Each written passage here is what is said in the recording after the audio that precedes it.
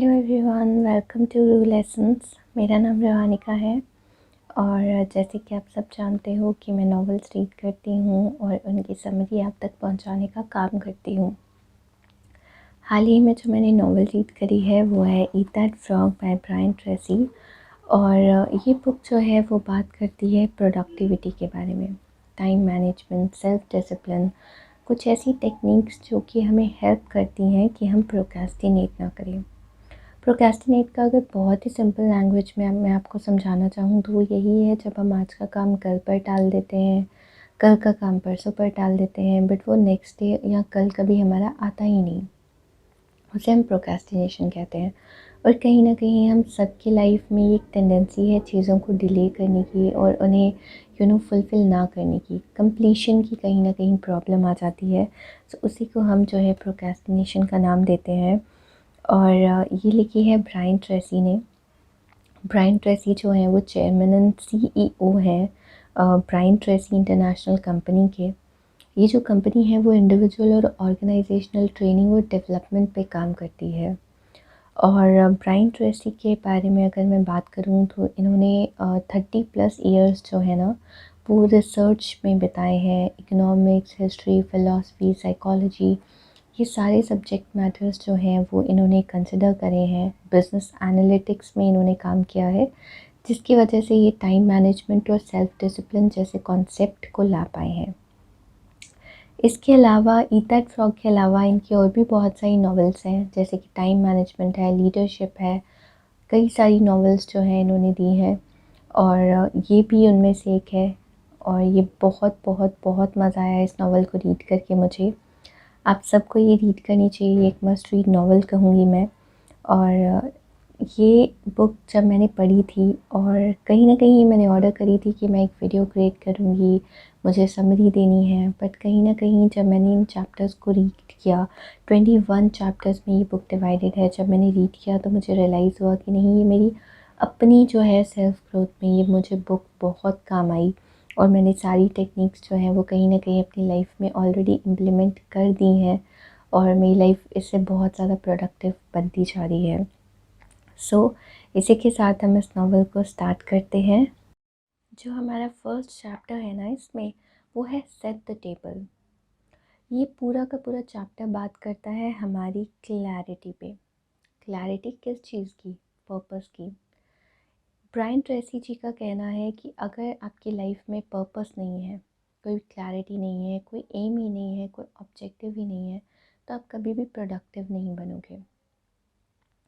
आप कैसे कोई चीज़ अचीव करने के लिए टाइम मैनेज करोगे, कैसे कोई चीज़ आगे एक्शन लोगे उस चीज़ के ऊपर जब आपके पास कोई पर्पस ही नहीं है। हमेशा एक डेस्टिनेशन चूज़ करना बहुत इम्पॉर्टेंट है। लाइफ का पर्पस फाइंड करना, चाहे वो आपकी पर्सनल लाइफ है, चाहे वो आपकी प्रोफेशनल लाइफ है, चाहे आपका कोई भी एस्पेक्ट है, आपको वहाँ पे एक पर्पस ढूंढना, एक सेंस ऑफ अकम्पलिशमेंट लाने के लिए पर्पस होना बहुत ज़रूरी है। सबसे पहले यहाँ पे कहा गया है कि अपने लिए एक पर्पस फाइंड करो। पर्पस जब आपका डिफ़ाइन हो जाए, उस पर्पस को लिखना सीखो, ठीक है। Think it on a paper, जैसे कि मैंने यहाँ पे बनाया है आप लोगों के लिए। अगर मैं इसको समराइज्ड फॉर्म में कहूँ तो मुझे इस तरह से पॉइंट्स में चीज़ों को डिफ़ाइन करना बहुत पसंद है। इसमें जो है पहली चीज़ कही गई है कि decide exactly what you want. इसमें बात कहूँगी मैं पर्पस की। ये बात करते हैं हम पर्पस के लिए कि हमारा पर्पस क्या है। सेकंड है think it on a paper. मतलब thinking it on a paper का मीनिंग है राइट, चीज़ों को लिखना सीखो, उन चीज़ों को मैप ड्रॉ करना सीखो। मुझे फ़्लो चार्ट्स बहुत पसंद है। फॉर एग्ज़ाम्पल, अगर आप एक मान लो एक बैंकर बनना चाहते हो।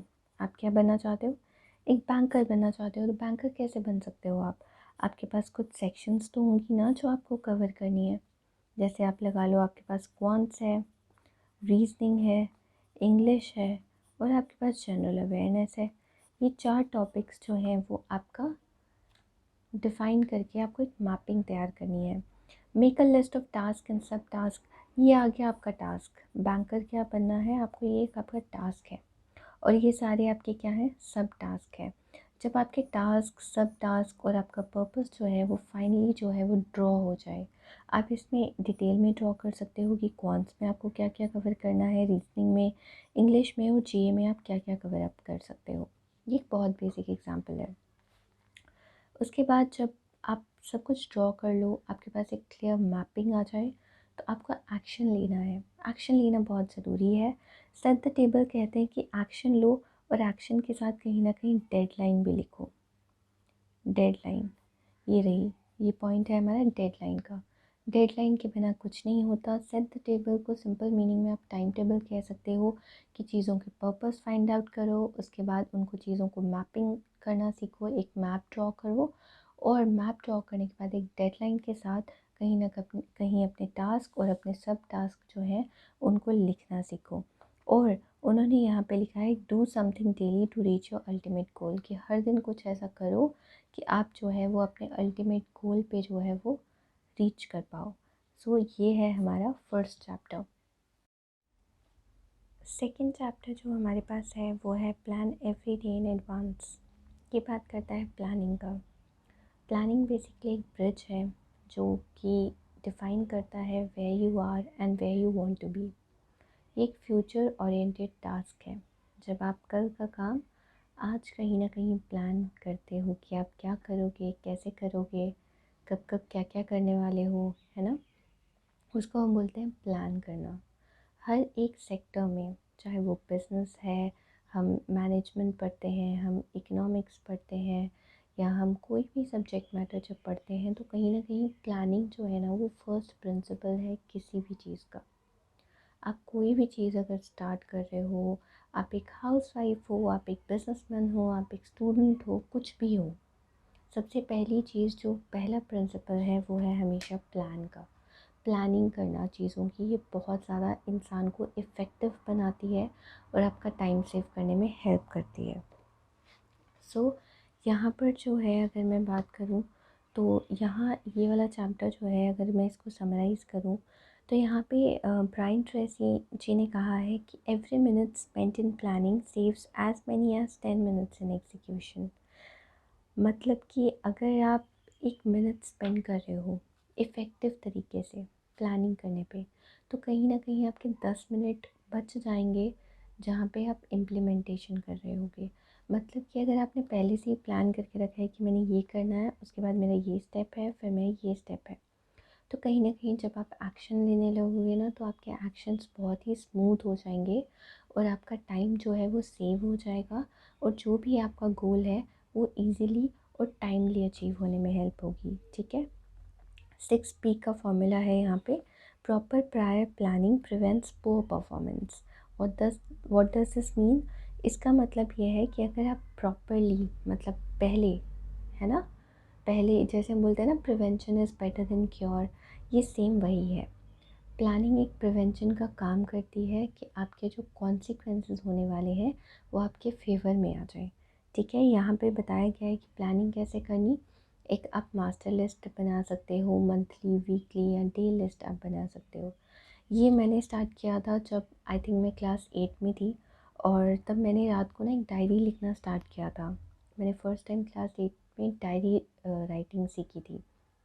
पर वहाँ क्या था कि हम वो डियर डायरी करके पूरा एक पेज लिखते थे कि आज हमारे साथ ये हुआ, मैंने ये किया, मैं ये करूँगी, ऐसे होगा, वैसे होगा। तो कहीं न कहीं से वहाँ से मुझे प्लानिंग की हैबिट पड़ी, और मैं एक रात पहले ही सोच के सोती थी कि अच्छा मैं कल ये करने वाली हूँ। और मेरी आज भी कहीं न कहीं हैबिट है, अगर मैं लिख नहीं पाती तो मैं रात को कहीं न कहीं चीज़ों को रिकॉल करने की कोशिश करती हूँ कि आज मैंने क्या किया और कल मैं क्या-क्या करने वाली हूँ। मैक्सिमम चीज़ें ऐसी होती हैं जब मैं सोचती हूँ ना, तो 50% चीज़ें ऐसी होती हैं कि जो मुझे सुबह उठ के करनी है, मैं वो कहीं न कहीं रात में कंप्लीट करके सोती हूँ, और सुबह जो है वो मेरा टाइम जो है वो सेव हो जाता है। यहाँ पे बात की गई है 10-90 प्रिंसिपल की। 10-90 रूल जो है वो ये बताता है कि अगर आप प्रॉपरली जो आपकी 10% जो है प्लानिंग, मान लो आपका 100% टास्क है, 100% टास्क के लिए अगर आपने 10% जो है ना वो प्रॉपरली लगा दिए प्लानिंग करने में, तो आपको जो 90% टास्क है ना वो बहुत ज़्यादा एफिशिएंट और इफ़ेक्टिव होगा, और आपके रिज़ल्ट्स जो है ना वो बहुत ही पॉजिटिव तरीके से आने वाले हैं। नेक्स्ट जो चैप्टर है, चैप्टर 3, वो है अप्लाई द 80-20 रूल। 80-20 रूल ये बहुत फेमस है, विल्फ्रेडो परीतो ने दिया है 1895 में। ये जो है प्रिंसिपल लाया गया था, और ये एक इकोनॉमिस्ट हैं जिन्होंने ये रूल दिया था। और ये इस बुक में भी बात की गई है इसकी, जो है 7 habits of highly effective people, यहाँ पे भी ये बात की गई है। और यहाँ पे बोला गया है 80-20 प्रिंसिपल ये है कि चीज़ों को प्रायोरिटाइज़ करना सीखो। यूजुअली जो आपके 20% एक्टिविटीज़ है ना, वो 80% वैल्यू होल्ड करती हैं। नहीं समझे? मैं आपको बताती हूँ। मान लो कि आपके पास 20 टास्क हैं, ठीक है? आपके पास कितने टास्क हैं? आपके पास 20 टास्क हैं, और 20 में से आपने क्या करना है, 20 में से कुछ 5 ऐसे टास्क हैं जो आपके लिए सबसे ज़्यादा वैल्यू होल्ड करते हैं। जैसे एग्ज़ाम्पल के लिए मैं आपको बताती हूँ। मेरे जो फाइनल एग्ज़ाम्स होते हैं ना, उसमें ए सेक्शन आती है, बी सेक्शन आती है, और ये सी सेक्शन आती है। ये एग्ज़ाम में 3 सेक्शंस आती हैं। ये 40 मार्क्स की है, ठीक है? और इसमें 4 क्वेश्चंस आते हैं, इसमें 6 क्वेश्चंस आते हैं, ठीक है? और ये होती है हमारी आई थिंक 12 मार्क्स की। और इसमें आते हैं 10 क्वेश्चंस, 8 क्वेश्चंस आते हैं, और वो 8 मार्क्स के ही होते हैं। सो 12 + 8 20, एंड दिस इज़ 40, और टोटल आ जाता है 60 मार्क्स का पेपर। और आप देख सकते हो कि कहीं ना कहीं ये जो है 20% इसमें लगा रहे हैं। कितने क्वेश्चन है? 4 क्वेश्चन, 20%, वैल्यू कितनी है? 80%। तो हम सबसे जब हम एफिशिएंट एक्शन लेना चाहेंगे, तो जो कोई इफ़ेक्टिव चाइल्ड होगा जिसने प्रोडक्टिविटी, एफिशिएंसी के बारे में, टाइम मैनेजमेंट के बारे में सीख रखा होगा, तो वो सबसे पहले इस सेक्शन को अटेम्प्ट करेगा, जस्ट बिकॉज कि वो अपने जो पेपर है ना, उस पर मैक्सिमम वैल्यू जो है वो होल्ड कर सके। सो यही बात करता है 80-20 प्रिंसिपल। आप इसको अपनी लाइफ में कहीं पे भी अप्लाई कर सकते हो। Resist to complete up small things first. ये एक टेम्पटेशन है हमारी कि हम छोटी छोटी चीज़ों को ना पहले अटेम्प्ट करने की कोशिश करते हैं, जबकि हमारा जो मेजर टास्क है ना, वो रह ही जाता है। पता है कैसे? हम क्या करते हैं, हम हमेशा अगर डाइट कॉन्शियस लोग होंगे ना, तो वो मेरे साथ कैरी अप कर पाएंगे। कैचअप करना कि हम हमेशा डाइट पे बहुत रहते हैं कि हम सुबह ये खाएंगे, हम 2 आलमंड्स खाएंगे, हम 2 बारी ग्रीन टी पियेंगे, हम ओट्स खाएंगे। बट जो रह जाती है ना चीज़ें, जो सबसे मेन 80% जो वैल्यू होल्ड करती हैं, वो है एक्सरसाइज। इफ़ेक्टिव एक्सरसाइज, वॉक करना, रनिंग करना, एक्सरसाइजिंग करना, कार्डियो करना, वो हम कहीं ना कहीं उसको डिले कर देते हैं। और जो छोटी छोटी चीज़ें हैं ना, जो हमारे कंट्रोल में है, जैसे हमारी डाइट है, चाय पीना, गर्म पानी पीना, हम ये चीज़ों को ना पहले अडॉप्ट करने की कोशिश करते हैं। सो बट हमारे जो रिज़ल्ट्स हैं ना, वो बहुत ज़्यादा इफ़ेक्टिव नहीं हो पाते, ठीक है? सो आप किसी भी लाइफ की फील्ड में इस प्रिंसिपल को अप्लाई कर सकते हो। Next is consider the consequences of your task. मैंने ये चीज़ सीखी है एक IAS एस्पायरेंट से, जितने ज़बरदस्त आपके कॉन्सिक्वेंसेस होंगे ना, उतना ही ज़्यादा हार्ड वर्क करने में मज़ा आता है, राइट? कॉन्सिक्वेंसेस हमेशा कंसिडर करो, एक लॉन्ग टर्म प्लानिंग करो।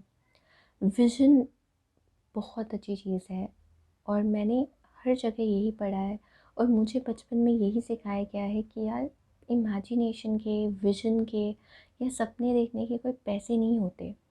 Same is the case with this. हमेशा एक लॉन्ग टर्म थिंकिंग को लेके चलो। शॉर्ट टर्म कॉन्सिक्वेंसेस के पीछे ना अपनी लॉन्ग टर्म वर्थ को सेक्रीफाइस मत करो, राइट? सो हमेशा जो है कॉन्सिक्वेंसेस कि आप ये एक्शन ले रहे हो, इस एक्शन का ये कॉन्सिक्वेंस है, आप उतने ही अच्छे तरीके से उसको अचीव करने की कोशिश करोगे।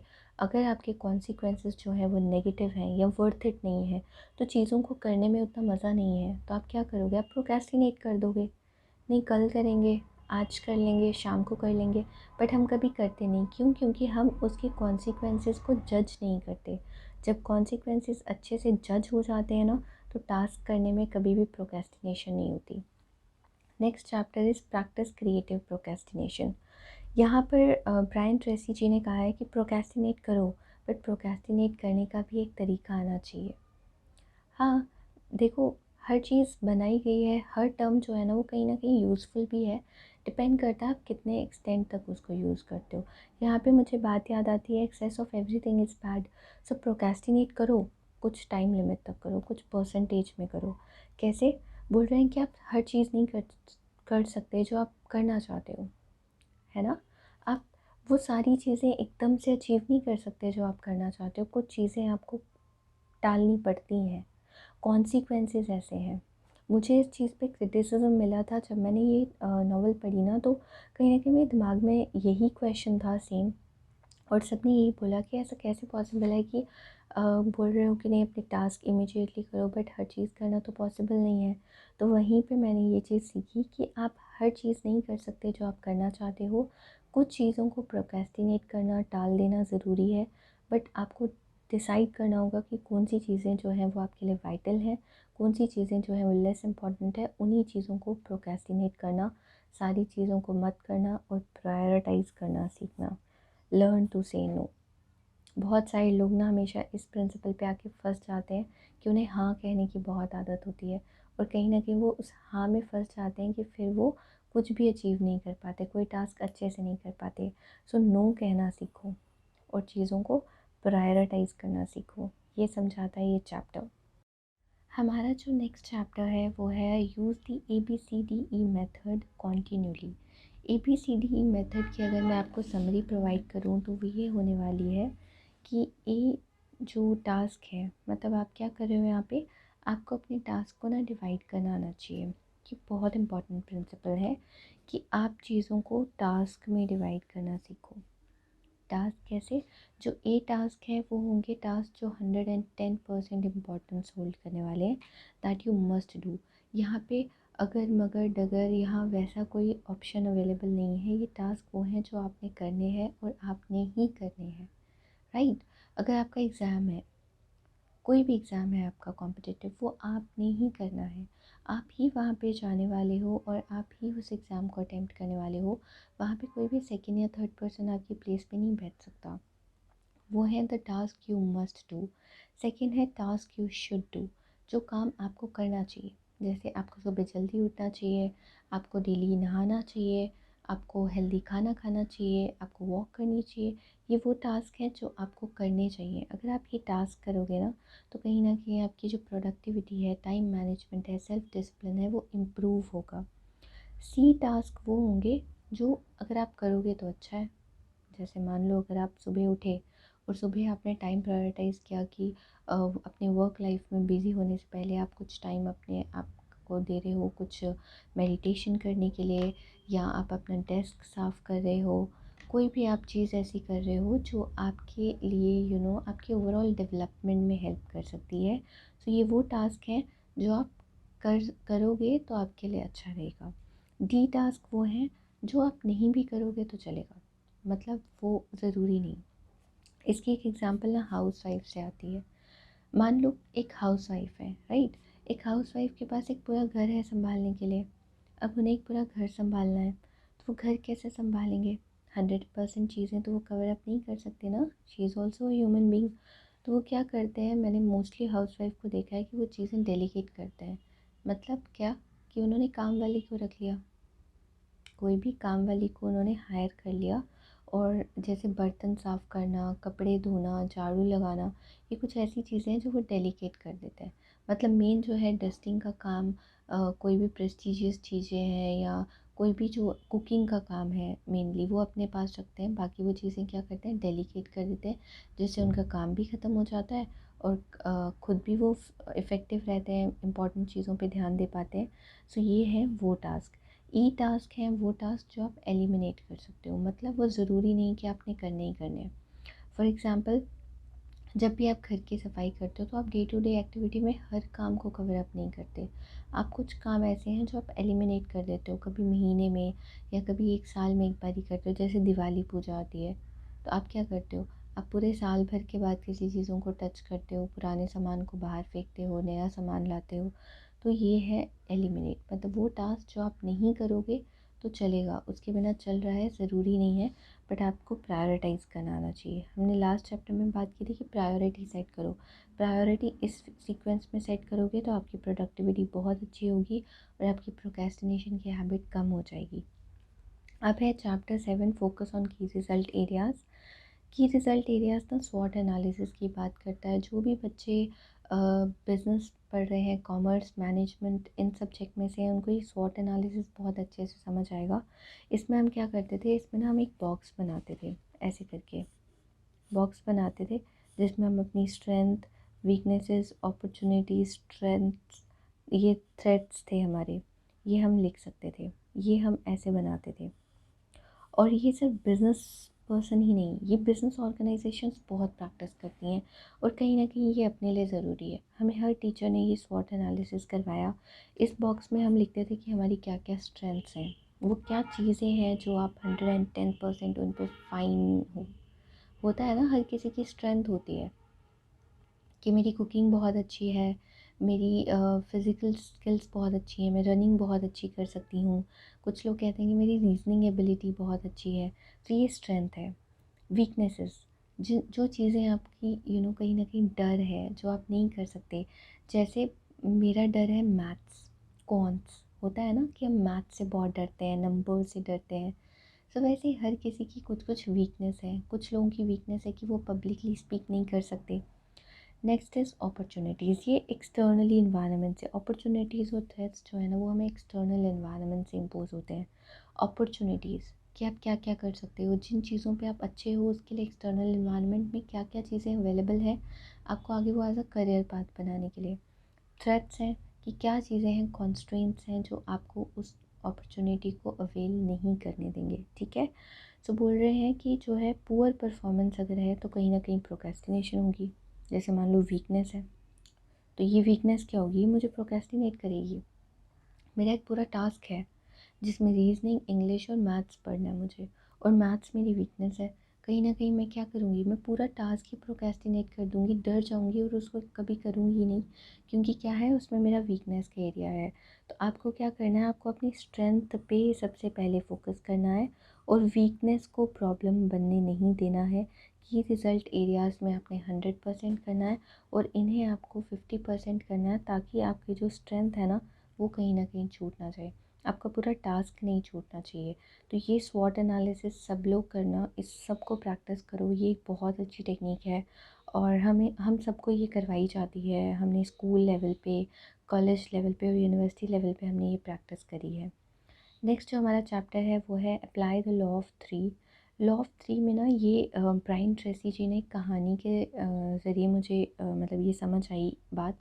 वो ये थी कि एक उनकी क्लाइंट थी सिंथिया, जिनसे वो मिले, और सिंथिया ने बताया कि वो 10 to 8 काम करती है, और मंडे टू सैटरडे तक काम करती है, और प्रोडक्टिविटी इतनी हाई नहीं है, वो अपनी फैमिली को अच्छे से अंडरटेक नहीं कर पाती, और बहुत सारी प्रॉब्लम्स जो है ना उसको फेस करनी पड़ रही हैं, स्ट्रेस है, एनजाइटी हो रखी है, प्रोडक्टिविटी भी बिल्कुल अच्छी नहीं है।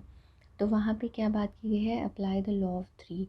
मतलब कि वहाँ पे उसको बताया गया कि आप एक काम करो, क्या सॉल्यूशन निकाला कि आप अपने 3 टास्क ऐसे निकालो जो आपके की रिज़ल्ट एरियाज़ हैं, मतलब ये काम आप करोगे, आप इन चीज़ों को करने में बहुत अच्छे हो।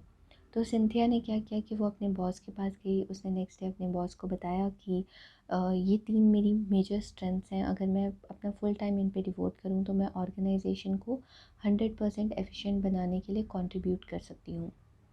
बॉस ने उसकी बात को समझा, उसको 3 इम्पॉर्टेंट टास्क ऐसे दिए जिसमें वो 100% एफिशिएंट थी करने के लिए, और बाकी चीज़ों को डेलीगेट कर दिया, बाकी चीज़ों को बाकी वर्कर्स को दे दिया। और उन्होंने आफ्टर 1 मंथ 2 मंथ ये चीज़ चेक करी कि सिंधिया की प्रोडक्टिविटी बहुत ज़्यादा बढ़ गई थी, उसने बहुत अच्छे से काम किया, और जहाँ वो मंडे टू सैटरडे काम करी थी उसने मंडे टू फ्राइडे काम करना शुरू किया, जहाँ वो 10 to 8 काम करी थी उसने 9 to 5 की जॉब अपनाई, और उसने 9 to 5 प्रॉपर अपना काम किया, फ़ोकस होके काम किया, जिसकी वजह से उसके जो सैलरी है वो बढ़ा दी गई, ऑर्गेनाइजेशन को भी प्रॉफिट हुआ और सिंथिया को भी प्रॉफिट हुआ। ये है apply the law of three. वो काम जो आप कर सकते हो, आपके बिना कोई नहीं करने वाला, आप उसमें 100% एफिशिएंट हो, उन्हीं चीज़ों को करना सीखो, बाकी चीज़ों को जो है बाकियों में आप बांट सकते हो। ठीक है, नेक्स्ट चैप्टर है 9, prepare thoroughly before you begin.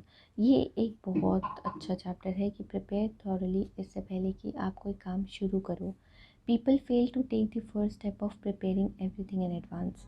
सबसे पहला स्टेप जो है ना वो फेल होते हैं कि वो एडवांस में कभी प्रिपेयर ही नहीं करते कि क्या करने वाले हैं। मान लो मैं ये वीडियो ही क्रिएट करने वाली थी, अगर मैंने अपने पास ये किताबें, ये पेंसिल, डायरी, बुक्स अगर मैंने ये नहीं रखा होता और हर चीज़ प्रॉपर्ली मेरे टेबल पे डिज़ाइंड नहीं होती, अरेंज्ड नहीं होती, तो मुझे लगता है कि मेरी प्रोडक्टिविटी लैक करनी थी और मैं वीडियो इतने एफिशिएंटली नहीं बना पाती, क्योंकि मैं वीडियो को स्टॉप करती, पॉज़ करती, फिर मैं एक चीज़ लेने जाती, फिर मैं सेकंड चीज़ लेने जाती और चीज़ों को कैरी करने में ही मुझे बहुत ज़्यादा टाइम चला जाता। तो इसीलिए हमेशा जब भी आप कोई टास्क करने वाले हो, कोई भी अगर काम करने वाले हो, पहले ही अपने जो है ना उसको एक प्रायोरिटाइज़ करके चीज़ों को अरेंज कर लो अपने पास, ताकि आपको बार बार उठना ना पड़े। ये स्टूडेंट लाइफ में बहुत ज़रूरी है। जब भी आप एग्ज़ाम के लिए प्रिपेयर करने बैठो ना, तो हमेशा अपना डेस्क क्लीन करो, वो सारी चीज़ें अपने पास रखो जो चाहिए। फॉर एग्ज़ाम्पल आप अकाउंट्स पढ़ रहे हो, मैथ्स पढ़ रहे हो, तो आपको कैलकुलेटर चाहिए, आपको पेन चाहिए, आपको रफ शीट चाहिए, तो वो सारी चीज़ें अपने पास रखो ताकि आपको बहुत ज़्यादा ना बाहर उठना ना पड़े, बहुत सारी चीज़ें आपको लैक ना करनी पड़े। इसीलिए ये कॉन्सेप्ट बहुत ज़रूरी है। चैप्टर 10 कहता है take it one oil barrel at a time. इसके पीछे एक कहानी है। ब्रायन ट्रेसी ने कहा है कि एक बारी वो सहारा डेज़र्ट में गए और वो 500 माइल्स की ना एक डेज़र्ट है, और 500 माइल्स आप इमेजिन कर सकते हो कि कितनी ज़्यादा सिर्फ सैंड ही सैंड, और हर तरफ जहाँ तक नज़र जाए वहाँ तक आपको सिर्फ सैंड ही दिखे। तो उन्होंने क्या किया कि उनको पता था कि ये माना गया था कि उनसे पहले जो भी मतलब डेज़र्ट में वहाँ पे जाते थे तो वो खो जाते थे, कभी लोग मिले ही नहीं वहाँ पे। जो लोग भटक गए वो भटक गए, वो दोबारा कभी ज़मीन ढूंढ ही नहीं पाए। ज़मीन इन द सेंस कि बंजर ज़मीन को छोड़ के अच्छी फर्टाइल लैंड जो है वो उनको कभी मिली ही नहीं, वो कभी अपने घर तक पहुँचे ही नहीं। तो उसके लिए क्या किया गया था कि उस 500 माइल की जो डेज़र्ट थी ना, उसमें हर 5 किलोमीटर के बाद ना एक ऑयल बैरल रखा गया था, मतलब एक ऑयल का ड्रम जो है ना ब्लैक कलर का, वो हर 5 किलोमीटर पे रखा गया था। और वो क्या था कि वो 500 माइल के स्ट्रेच पे रखा गया था। और हर जब कोई भी उस डेज़र्ट को क्रॉस करने की कोशिश करता था, तो पहले वन ऑयल बैरल को क्रॉस करते थे। तो ऑयल बैरल को जब क्रॉस किया तो वो नेक्स्ट ऑयल बैरल पे गए, फिर एक नेक्स्ट ऑयल बैरल। जो पर्सन यहाँ पहुँचता था उसको 5 किलोमीटर पीछे का ऑयल बैरल दिखता था और आगे का भी ऑयल बैरल दिखता था, फिर वो यहाँ पर चलते थे। इट मीन्स कि हमेशा one task at a time करो। अगर आप यहाँ पे हो और आपको लगे कि मुझे यहाँ जाना है, बट आप ये सारी चीज़ें अवॉइड करके यहाँ पहुँचने की कोशिश करो बिना किसी भी एक फ्रेम के, तो आप कभी नहीं पहुँच पाओगे। हमेशा ज़रूरी है one step at a time. आप पूरा खाना फिनिश करने के लिए क्या करते हो? एक चपाती खाने के लिए आप पहली बाइट लेते हो ना, चीज़ों को बाइट्स में बांटते हो। वैसे ही एग्जाम्पल है कि आप कोई भी अगर टास्क करना चाह रहे हो, तो कोई भी आपका डे टू डे लाइफ का टास्क है उसमें one step at a time करो, मल्टीटास्किंग मत करो। यहाँ पे मैं आपको बोलूँगी मल्टीटास्किंग मत करो। हालांकि बहुत से लोग मल्टीटास्किंग प्रैक्टिस करते हैं, अच्छी बात है, बट ये कहीं ना कहीं आपकी प्रोडक्टिविटी को ना, अगर 10 टाइम्स आपकी प्रोडक्टिविटी है तो 5 टाइम्स हो जाती है, क्योंकि आपकी कंसंट्रेशन जो है ना वो ख़राब हो जाती है। माना जाता है जब आप एक टास्क कर रहे हो और आपको नेक्स्ट टास्क करना है ना, तो आप शिफ्ट कर रहे हो तो आपको कहीं ना कहीं कुछ मिनट्स लगते हैं, कुछ सेकेंड्स लगते हैं वापस से अपने आप को रीगेन करने के लिए कि आप कर क्या रहे थे। होता है ना। फॉर एग्ज़ाम्पल मान लो आप पढ़ाई कर रहे हो और आपकी मम्मा ने आपको आवाज़ लगा दी कि किचन में आके ये काम कर दो, आप चले गए। जब आप वापस आए, आपको सोचने में टाइम लग रहा है कि फिर आपको सोचना पड़े अरे मैं कर क्या रही थी। होता है ना, हम सोचते हैं कि अरे मैं क्या कर रही थी, मैं क्या बोल रही थी। तो यही होता है कि मल्टीटास्किंग में ना आपकी प्रोडक्टिविटी कम हो जाती है, तो इसीलिए one step at a time low. Next chapter है अपग्रेड योर की स्किल्स। अपग्रेड योर की स्किल्स में मतलब है कि कॉन्टीन्यूस लर्निंग। अगर आप सोचो ना कि हाँ आज मैंने ये चीज़ सीख ली, फॉर एग्ज़ाम्पल अगर सचिन तेंदुलकर हैं, जब उन्होंने फ़र्स्ट टाइम सेंचुरी लगाई, या जब उन्होंने फ़र्स्ट टाइम कोई माइलस्टोन अचीव किया, अगर वो सोचते कि हाँ यार मेरी तो ये की स्किल है, मैं मास्टर ब्लास्टर बन गया, अब मुझे आगे कुछ करने की ज़रूरत नहीं है, तो आई थिंक वो फेल होते।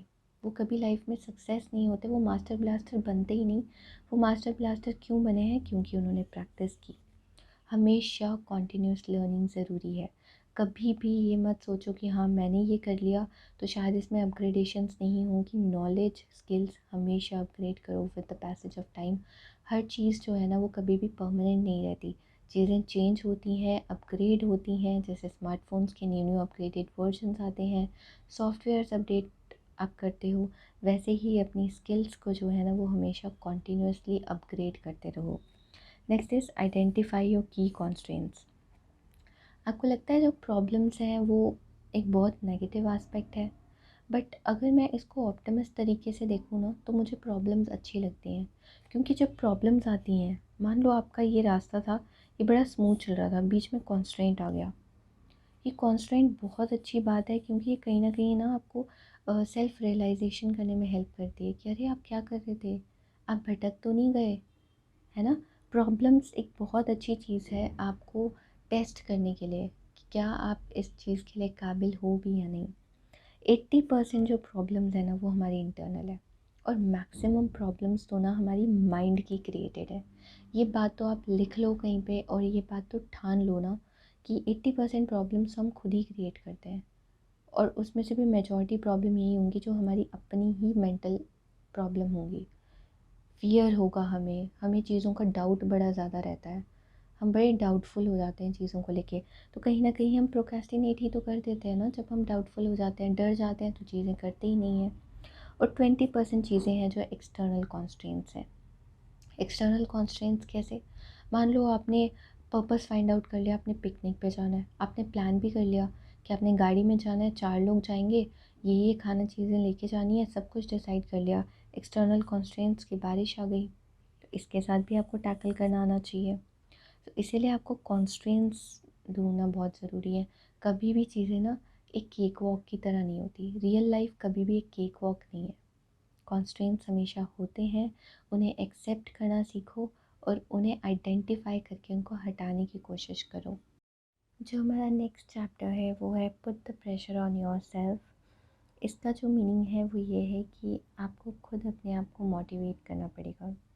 कोई भी आपके लिए एक्शन नहीं ले सकता, कोई भी ऐसी चीज़ नहीं है जो आपको मोटिवेट करे और एक्शन लेने पे स्टिमुलेट करे। हाँ, आपको कुछ ऐसी कुछ चीज़ें हो सकती हैं जो आपको इंड्यूस कर सकती हैं, बट एक्शन आपका अपना है जो आपको खुद ही लेना पड़ेगा।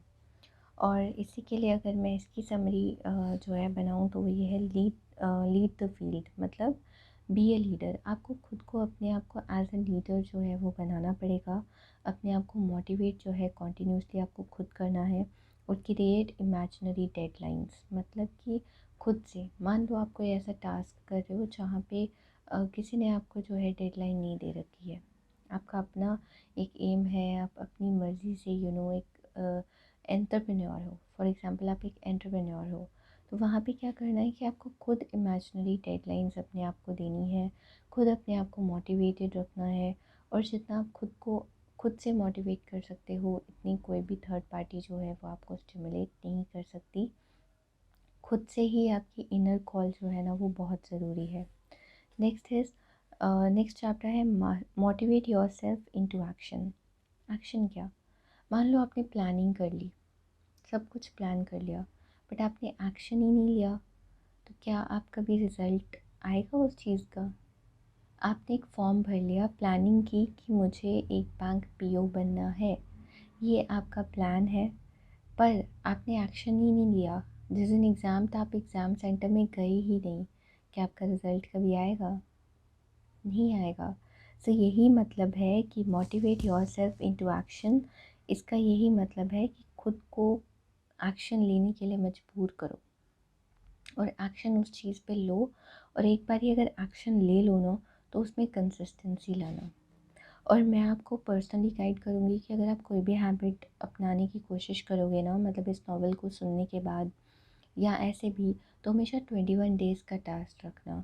अगर आप सुबह 5 बजे उठना चाहते हो, तो 5 बजे अगर उठना है ना, तो सिर्फ एक दिन ही नहीं, उसको कॉन्टीन्यूटी में करना। मतलब एटलीस्ट आप 21 डेज़ तक ना कॉन्टीन्यूसली 5 बजे उठना, ताकि 22nd डे पे आपको अपने आप वो आपकी हैबिट जो है ना वो डेवलप होना शुरू हो जाएगी।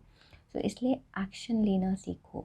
सारी बात यहीं पे आके ख़त्म होती है कि हम लोग ख़याली पुलाव तो बहुत पका लेते हैं, और आप ही नहीं, मैं मेरे साथ भी ऐसा होता है, मैं ख्याली पुलाव बहुत पकाती हूँ कि मैं ये कर लूँगी, मैं ये भी कर सकती हूँ, मैं वो भी कर सकती हूँ। बात सिर्फ इतनी सी आती है, जब एक्शन लेने का टाइम आता है ना, तो एक्शन मुझसे कभी लिया ही नहीं जाता, स्ट्रॉन्ग एक्शन ही नहीं आता है। प्लानिंग स्ट्रॉन्ग कर ली, एक्शन नहीं लिया, कभी रिज़ल्ट नहीं आएगा, ठीक है।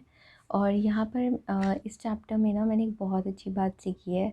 एड फोरमैन ने एक बात कही है, you should never share your problems with others because 80% of people don't care about them anyway and 20% of people are a kind of glad that you have got them in the first place. इसका मतलब पता है क्या है? अपनी problems को ना अपने तक रखो, और अगर आपको शेयर करना है ना, तो सिर्फ ट्रस्ट वर्दी लोगों पे शेयर करना सीखो, जो उसका गलत फ़ायदा ना उठा सकें और जो उनको ट्रिगर ना कर सके, मतलब उनको खुशी नहीं हो ये सुन के। 80% लोग हैं जो नहीं केयर करते, और मैं भी लिटरली बोलूँगी, हम कितने ही लोगों को सड़क पे चलते हुए प्रॉब्लम्स में देखते हैं, कितने ही लोगों की प्रॉब्लम सुनते हैं, और बहुत सारी चीज़ें, मेजॉरिटी चीज़ें जिनसे हमें फ़र्क ही नहीं पड़ता। और आजकल लोगों का ना एक बहुत कॉमन ट्रेंड है, मुझे फ़र्क ही नहीं पड़ता, ये एक बड़ा एक कॉमन ट्रेंड है। तो इसलिए बजाय इसके कि आप अपनी प्रॉब्लम को, अपनी प्लानिंग को एग्जैगरेट करो, है ना, होता है ना, आप बहुत बढ़ा चढ़ा के बताओ, हाँ ये हो गया, वो हो गया, मेरे तो ये प्रॉब्लम है, ऐसा हो रहा है, वैसा हो रहा है। नहीं, एक्शन खुद लेना है। वीकनेस प्रॉब्लम बताने से कुछ नहीं होने वाला, कुछ नहीं होगा।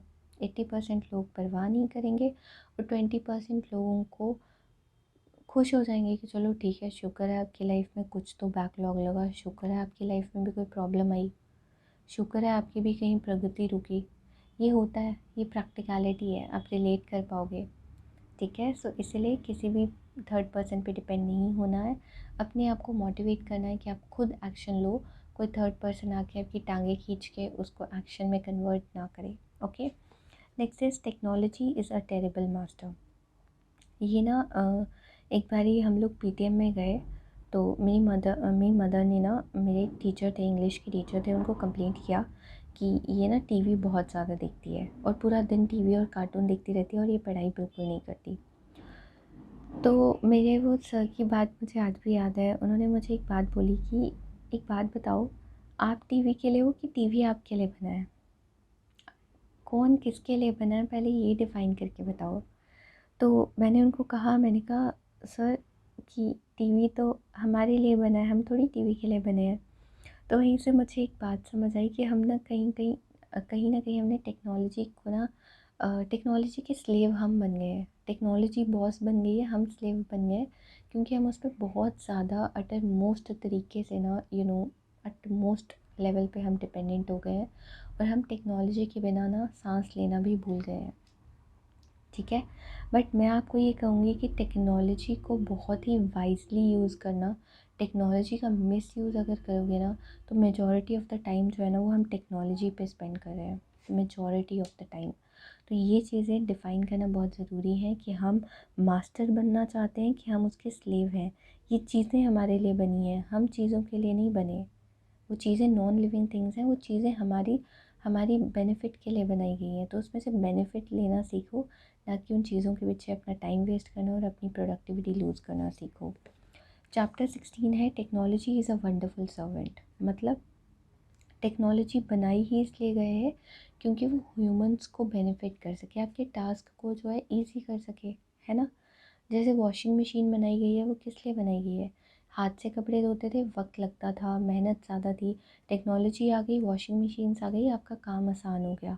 बट कम्प्लीटली उसके सर्वेंट बन जाना वो ज़रूरी नहीं है, और उसको एज अ सर्वेंट रहो, और खुद मास्टर का काम लो, और डिसेबल करो अपनी नोटिफिकेशन को।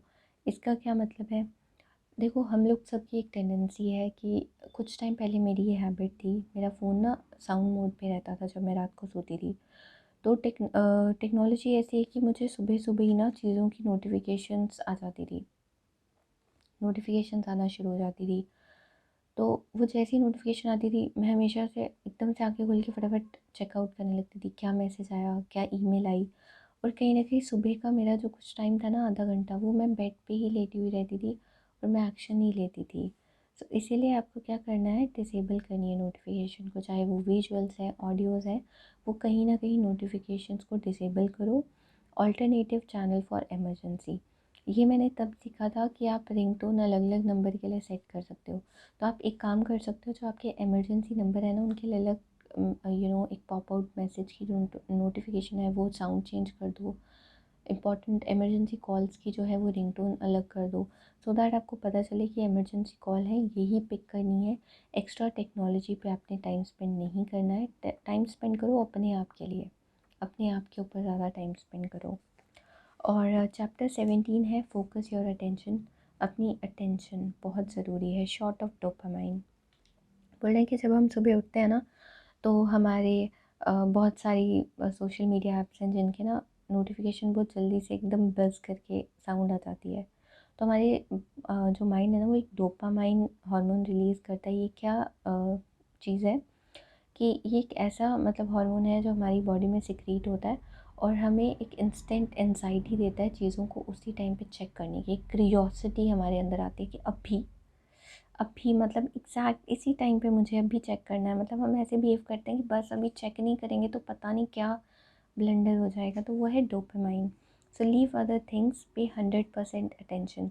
और मैंने ये चीज़ सीखी फोकस योर अटेंशन में ना, मैं बहुत सारे मतलब जब हम गेस्ट बन के जाते हैं किसी के घर पे, तो कई बारी ना मैं मतलब काफ़ी जगहों पे गई, तो क्या प्रॉब्लम आती थी कि मेजॉरिटी ऑफ़ द टाइम ना आप किसी से बात कर रहे हो और वो इंसान हमेशा टेक्नोलॉजी पे बिज़ी है। मतलब कोई आपके सामने फ़ोन चला रहा है और आप कोई बहुत इंपॉर्टेंट बात सुना रहे हो, तो कितना मतलब होता है ना, चिढ़ चढ़ती है इंसान को कि नहीं मतलब ये चीज़ तो गलत बात है ना। तो वही मैं बोल रही हूँ कि जब भी कोई कुछ बोले ना, उसकी रिस्पेक्ट करो, 100% अटेंशन दो। कोई भी काम कर रहे हो, हर चीज़ की रिस्पेक्ट करना सीखो। अगर आप चीज़ों की रिस्पेक्ट नहीं ना करोगे तो चीज़ें फिर आपकी भी रिस्पेक्ट नहीं करेंगी। गिव रिस्पेक्ट, टेक रिस्पेक्ट, ये प्रिंसिपल हमेशा याद रखना। चैप्टर 18 है slice and dice the task. इसका मतलब है कि आप चीज़ों को बांटो और फिर बीच में ब्रेक्स लेना सीखो। कहा जाता है कि आप 45 मिनट्स के स्ट्रेच पे एक साथ लगातार बैठ सकते हो, फिर उसके बाद आपको ब्रेक चाहिए होती है। और ये बात सच भी है, हमारा माइंड कंसंट्रेशन लूज़ करना शुरू कर देता है, हम टायर्ड हो जाते हैं मेंटली। सो वैसे ही है, चीज़ों को ना डिवाइड करना सीखो, और चीज़ों को जो है डिवाइड करने के बाद ना उनमें ब्रेक्स लाना सीखो, ठीक है। और अर्ज टू कंप्लीशन, चीज़ों को कंप्लीशन तक लेके जाओ। हम सबकी सबसे बड़ी प्रॉब्लम ही यही है कि हम चीज़ों को ना कंप्लीट ही नहीं करते। हम एक एम रखते हैं कि हम जिम जॉइन करते हैं, कि मान लो हमने जिम जॉइन की, मुझे 6 मंथ्स में अपना वेट लूज़ करना है, और पर हमने क्या किया, वो हम कंप्लीशन तक पहुंचते ही नहीं। हार्डली मतलब मान लो 10 kgs लूज़ करना है तो 5 kgs लूज़ होगा, हम एकदम फ्री फ्रैंक हो जाते हैं, हाँ बस बहुत हो गया, बहुत अचीव कर लिया, ख़त्म करो इसको। तो हम उसको एंड तक लेके ही नहीं जाते। तो चीज़ों को कंप्लीशन करने की ना एक हैबिट बना लो, ये बहुत अच्छी आदत है। एक टास्क पकड़ो, उसको कंप्लीट करो। जब तक कंप्लीट नहीं होता ना, तो अपनी डेडिकेशन और मोटिवेशन ख़त्म मत करना। नेक्स्ट चैप्टर है develop a sense of urgency. बहुत सारे लोगों से मिलती हूँ तो लोग मुझे कहते हैं, नहीं जब ऐसा होगा ना फिर हम ऐसा करेंगे। जैसे मान लो मैं ना एक हाउसवाइफ से मिली, तो उन्होंने मुझे एक बात कही कि मेरे बच्चे ना अभी छोटे हैं, तो जब मेरे बच्चे बड़े होंगे ना थोड़े से, तब मैं वापस अपनी जॉब जो है ना वो रीजॉइन कर लूँगी। मैंने बोला ठीक है। मैं 5 साल के बाद उनसे मिली, अभी तक उन्होंने रीजॉइन नहीं करी हुई थी। कहते नहीं अभी बच्चे ना स्कूल गोइंग हो गए हैं, तो स्कूल का टाइम टेबल काफ़ी हेक्टिक चल रहा है, जब स्कूल ख़त्म होएगा ना तो मैं तब करूँगी। और मुझे आज भी उम्मीद यही लग रही है कि जब स्कूल ख़त्म होएगा तो वो बोलेंगे कॉलेज प्लेसमेंट्स आ गई हैं, अब तो मैं बिल्कुल ही नहीं जॉइन कर सकती अपनी जॉब। तो मतलब कि हमारे पास क्या है, हम अर्जेंसी नहीं, हम बोलते हैं जब सही वक्त आएगा। अरे वक्त कभी सही आता ही नहीं। वक्त को लो, उसे खुद सही बनाओ, एक्शन लो, काम करो, मोटिवेट हो जाओ और अचीव करो चीज़ों को। और लास्ट चैप्टर है सिंगल हैंडल एवरी टास्क। खुद काम करना सीखो। गांधी जी की एक बहुत प्यारी सी लाइन है, अपना काम स्वयं करें, चीज़ों को दूसरों पे ना टालें, खुद करें, अपने सामान का खुद ध्यान रखें। वैसे ही यही है कि कीप गोइंग। आप एक बार ही शुरू हो गए, लॉ ऑफ इनर्शिया वाला था ना, हमने फ़िज़िक्स में पढ़े हैं। तो जब आप मोमेंटम हिट कर गए, आपने इनिशियल स्टेप ले लिया, कीप गोइंग, टाइम अपना वेस्ट नहीं करना। Count every second, count every minute. बहुत ज़्यादा इन्फिनिटी टाइम नहीं है, ह्यूमन लाइफ जो है वो बहुत लिमिटेड है। जितना भी जियो उसको बहुत प्रोडक्टिव तरीके से जीना सीखो और अपने टाइम को यूटिलाइज़ करो, ठीक है। सेल्फ़ डिसिप्लिन, सेल्फ़ मास्टरी और सेल्फ़ कंट्रोल, ये बहुत बड़ी टर्म लिख दी मैंने। सेल्फ़ कंट्रोल जो हम में से शायद मेजॉरिटी ऑफ द लोगों पे नहीं है। हम अपना टेम्पर लूज़ छोटी छोटी चीज़ों पे कर देते हैं। तो कहीं ना कहीं जब तक आप तपस्या नहीं करते आप चीज़ों को अचीव नहीं करोगे। हर चीज़ सैक्रिफाइस के साथ आती है।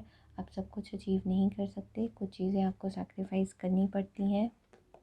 और चीज़ें जब आप सैक्रिफाइस करोगे तभी आपकी जो है मोस्ट इम्पॉर्टेंट चीज़ें अचीव होंगी और प्रोडक्टिव बन जाओ। यहाँ पे लास्ट में ना इसको कंक्लूजन में ये सब एक समरी की फॉर्म में दिया हुआ है, ठीक है। सो ये सब समरी की फॉर्म में दिया है, आप इसका स्क्रीनशॉट भी ले सकते हो अगर आप लेना चाहो तो, ठीक है। ये सारा बताया गया है हमने क्या क्या इस बुक में पढ़ा। और ये बुक आपको अमेज़ॉन पे, फ्लिपकार्ट पे इजीली मिल जाएगी। अराउंड आई थिंक 175 से स्टार्ट है इसके प्राइसेस। और ये बुक मैंने अमेज़ॉन से ली थी बेसिकली। और इसके 175 रुपीज़ में मैंने इसको ख़रीदा था। और ये फ़्लिपकार्ट पे और आई थिंक बाकी सारे डेस्टिनेशंस पे अवेलेबल है, जो जो भी आई मीन शॉपिंग की वेबसाइट्स होंगी जहाँ से बुक्स अवेलेबल हैं। तो बट ये एक मस्ट रीड है, इसको ख़रीदना, पढ़ो और इसको अच्छे से अपनी लाइफ में अप्लाई करो। तो ये थी इस बुक की समरी। आई होप आप सबको पसंद आई होगी। और पसंद आए तो मेरी वीडियो को लाइक करना, मेरे चैनल को सब्सक्राइब करना मत भूलना, अपने कमेंट्स शेयर करना और इस बुक को रीड ज़रूर करना। Thank you.